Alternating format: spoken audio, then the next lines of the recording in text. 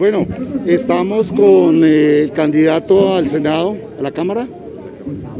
A la Cámara, David Ballén, es concejal o concejal de Bogotá por 2 periodos que han terminado hace poco. Él representa el partido de la U y está en el pacto histórico, reunido con varias fuerzas democráticas, esperando las elecciones que ya se avecinan. ¿Cómo han logrado ustedes llegar a esos acuerdos entre un partido como la U, pues de derecha, y con Gustavo Petro, un partido de izquierda que representa unos nuevos cambios, y lograr un pacto histórico hacia... ¿Por qué lo hicieron? Sería la pregunta. Precisamente, pues lo primero que había que aclarar es que somos una disidencia que pertenecíamos al partido de la U, donde creemos más en la construcción de las bases sociales a partir de la paz, de la justicia social, y no lo que estamos viendo actualmente con este gobierno, que es un abandono total al tema social, a la gente, a las necesidades de la gente, y sí más una protección a los privilegiados de siempre, a la banca, no tanto a las empresas, porque obviamente las empresas regeneran riqueza, pero pues en esta pandemia lo único que han hecho es fortalecer a los más poderosos y ir debilitando todavía más el tejido social. Vemos indicadores sociales de pobreza, de abandono estatal, que llevaron simplemente a dejar de un lado si somos de izquierda o de derecha y empezar a pensar en la construcción de un nuevo país. Y un nuevo país se construye con personas que no han estado en el poder, porque si se construye a partir de esas personas que ya han sido presidente, que ya han estado allá, pues vamos a tener simplemente las mismas consecuencias lógicas que tenemos hoy en día, de un presidente que sigue la línea de un expresidente, donde lamentablemente pues no se ve el desarrollo social esperado y prometido en campaña. Eso fue lo que nos llevó a unirnos muchas fuerzas políticas, muchas fuerzas sociales, en el marco de un pacto histórico, donde, como usted bien lo anota, hay fuerzas de izquierda, de centro y de derecha. Claro. Cuando empezó ese pacto histórico, ¿quién fue el que dio los primeros pasos y por qué se dio?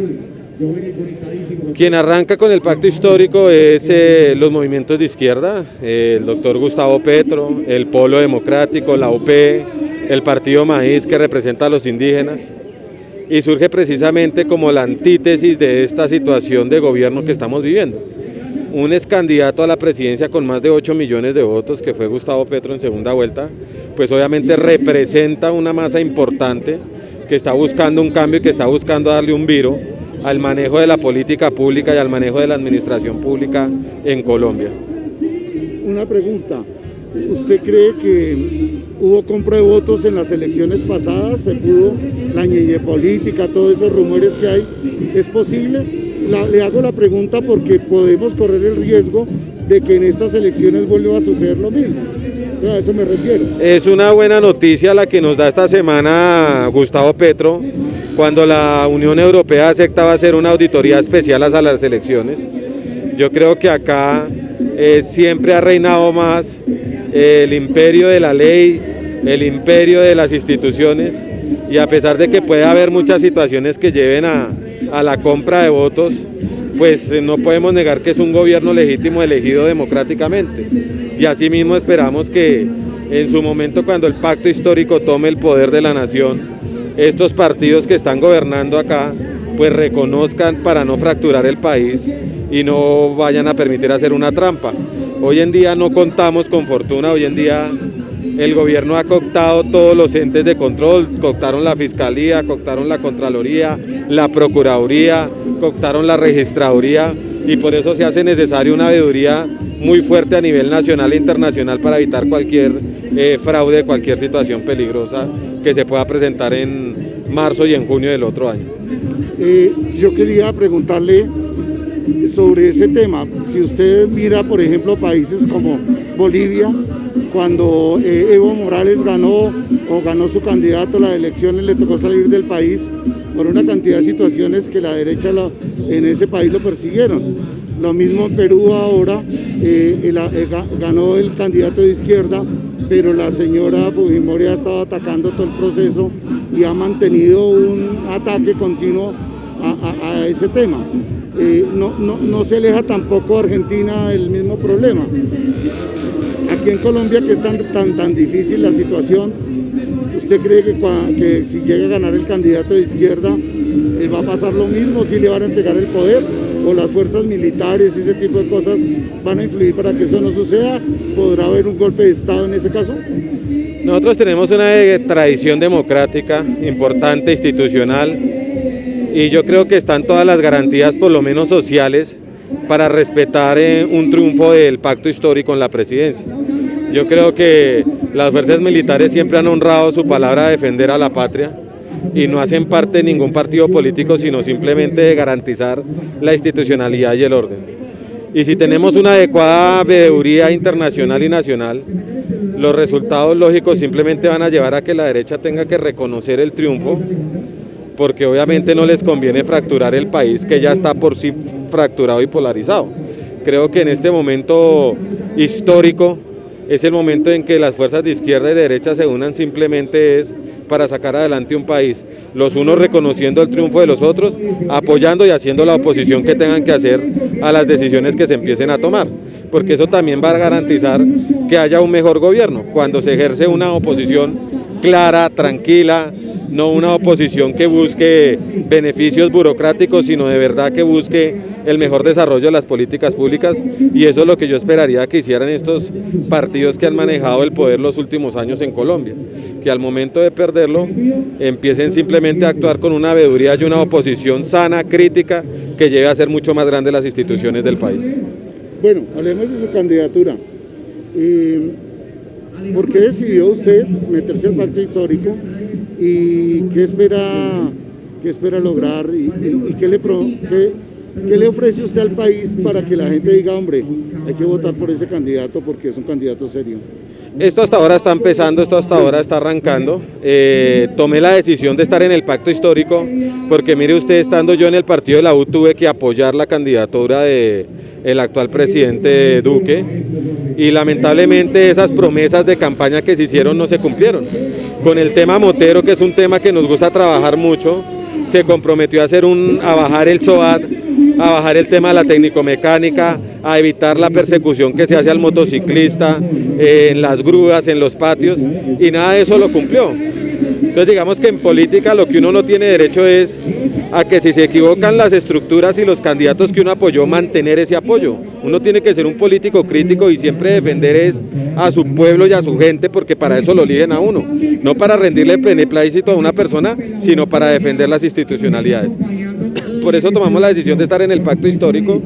Primero, creo que representa una política diferente, creo que representa la esperanza de cambiar este país. Creo que se merecen la oportunidad de gobernar. Los últimos 200 años hemos sido gobernados por las mismas familias, esto no se ha salido de 4 o 5 familias del poder, y es hora de que le demos la oportunidad a gente que no ha tenido esa oportunidad de gobernar y que muy seguramente cambiando el modelo político, cambiando el modelo social, va a lograr unos rendimientos mucho mejor en el tema político, económico y social.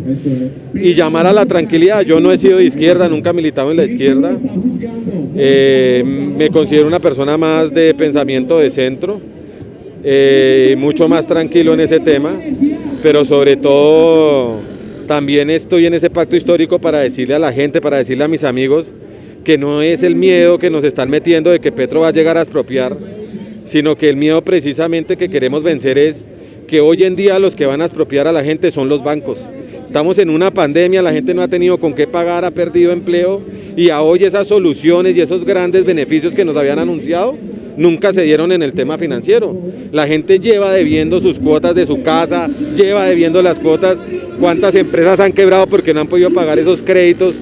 Y los bancos simplemente se hacen los de la vista gorda, auspiciados por el gobierno, y no brindan unas soluciones reales, unas tasas de interés que correspondan a la crisis social y política que estamos teniendo y de salud pública, sino que les importa 5 y 10, cóbrele a la gente, cóbrele y haga la efectiva.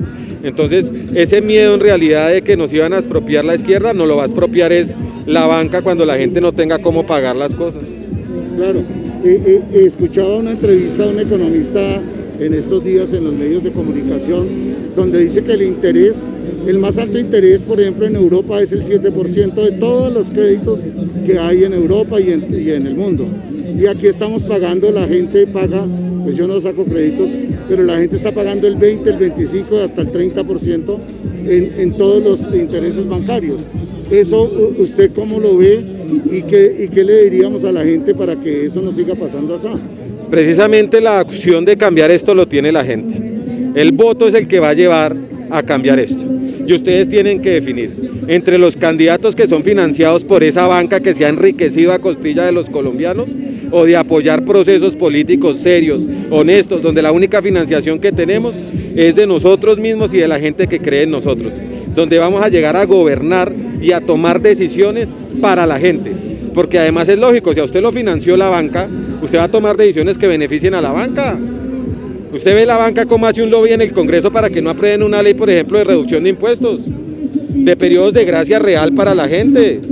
Usted estuvo un año guardado y le decían guárdese en su casa, usted no podía producir, usted no podía trabajar, y mientras tanto la banca así como un taxímetro, todos los días, ellos guardando los intereses, no hubo ningún periodo de gracia, no hubo ninguna reducción, sino antes le cobran los intereses sobre intereses, aportándoselos después a capital.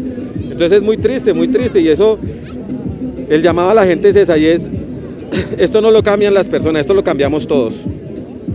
Si ustedes siguen eligiendo personas que financian sus campañas con dineros que provienen de la banca o de empresas que manejan monopolios o que tienen fortaleza económica, simplemente las decisiones van a beneficiarlos a ellos en detrimento de las personas, del pueblo.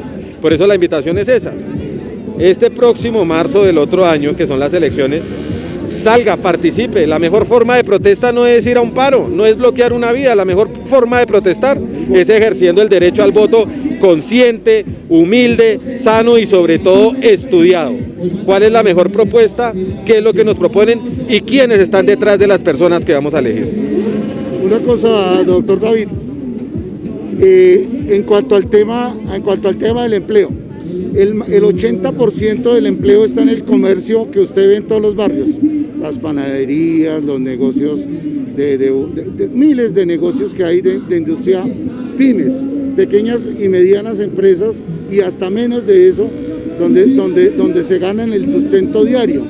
Eso fue lo más afectado en la pandemia, porque el gran empleo está ahí, el 80% del empleo del país está en la pequeña y mediana toda esa empresa. Entonces, ¿cómo así que entonces se saca la plata y se le da a las empresas que no tienen sino el 20% del empleo? ¿Eso quién lo puede entender? Y a los bancos para que financien, porque a la pequeña y mediana industria no le prestaron nada. Es que precisamente, por eso yo le digo a usted, cuando usted me preguntaba que por qué hacía parte del pacto histórico, es por eso. Porque se hacen elegir diciendo cosas y prometiendo cosas que luego cuando llegan al gobierno no cumplen. El 80% de los recursos que se recogieron para el tema de COVID se distribuyeron en el 20% que son las grandes empresas. El gobierno no quiso aprobar y no avaló el tema de una renta básica para los pequeños y medianos empresarios, sino era para los grandes empresarios ese subsidio de la nómina. Y ni hablar de lo que pasó. Vendimos el 60% de nuestras reservas de oro. Y este es el momento que sobre esa plata no hay cuentas. Y no hay cuentas simplemente porque captó el Poder Ejecutivo todos los órganos de control. Entonces, en cambio de usted tener una veeduría, un control fiscal, un control penal, un control disciplinario serio, lo que tiene son personas que llegaron muy posiblemente a tapar las cosas que están haciendo mal en la administración. Entonces, no se entiende, no sabemos cómo se está gobernando. Mire, este estallido social se da, no como dijeron, porque Petro haya convocado, porque Petro quiere cambiar el país, no, se dio por la presentación de una reforma tributaria sinvergüenza, que gravaba a la clase media y a la clase pobre y a la canasta familiar, y mantenía las excepciones sinvergüenzas que tiene en este momento la banca y las grandes empresas. Es momento de verdad de que entendamos, la gente que vamos a elegir son las que toman las decisiones que nos afectan a diario. Todo lo que nos afecta a nosotros es una decisión política, y de ahí la importancia de que participemos siempre activamente en el ejercicio político. Yo le hago una pregunta ya para finalizar, y es, ¿cómo es posible entonces que el Partido Verde se esté desligando del pacto histórico, se esté saliendo de lo que se suponía podría ser la unión para contrarrestar la derecha?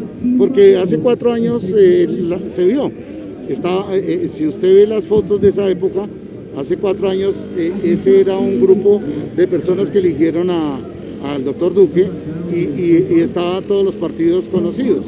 En este caso, pues se necesita una unión de la oposición para que contrarrestar eso, porque seguramente va a volver a pasar igual, pero el Partido Verde está por fuera, parece saliéndose de ese pacto. ¿Usted qué opina? Yo creo que es normal en las situaciones políticas. El Partido Verde es un partido que recoge muchas corrientes. El Partido Verde, por lo menos en Bogotá en este momento, que son gobierno distrital, han tenido una serie de enfrentamientos y contradicciones con el pacto histórico, con el doctor Gustavo Petro, con la bancada del doctor Gustavo Petro en el Consejo, sobre decisiones con las cuales no hemos estado de acuerdo, como es el tema del Transmilenio por la séptima, como es el tema de no entregar la renta básica que habían prometido y muchos temas que se dan. Entonces yo lo que llamo es siempre a la unión. Podemos tener diferencias, pero el objetivo tiene que ser uno solo y es cambiar este país. Y yo esperaría que los egos de ambas partes, tanto del Pacto Histórico como del Partido Verde, se calmen y se concentren en lo que necesitamos y es pensar en la gente. Y si no vamos unidos nosotros a marzo, otra vez aprovechan ese proceso los de siempre para llegar a hacer lo que han venido haciendo siempre. Entonces el llamado es Partido Verde, Partido Liberal, Pacto Histórico, todos nos necesitamos para que este cambio sea una realidad. Bueno, doctor Ballén. Bueno. Pues creo que hemos terminado, perdone que le haya preguntado tanto, pero aproveche la política, porque usted que está metido en esto, pues para que los televidentes se enteren de lo que está pasando. Chévere, William. Muchas gracias. Y nos seguimos viendo todo este periodo mediante. Hasta allá. Espero que sigamos haciendo más programas y nos, claro que sí. y nos vamos comunicando. Claro que sí. Para que la gente sepa lo que está pasando. Muchas claro gracias. Que sí. Las veces que me invite aquí estaré. Bueno, para Santel Televisión les habló Jorge Caicedo desde la Feria de Moteros en Jumbo, aquí en la avenida QS con avenida 19. Muchas gracias.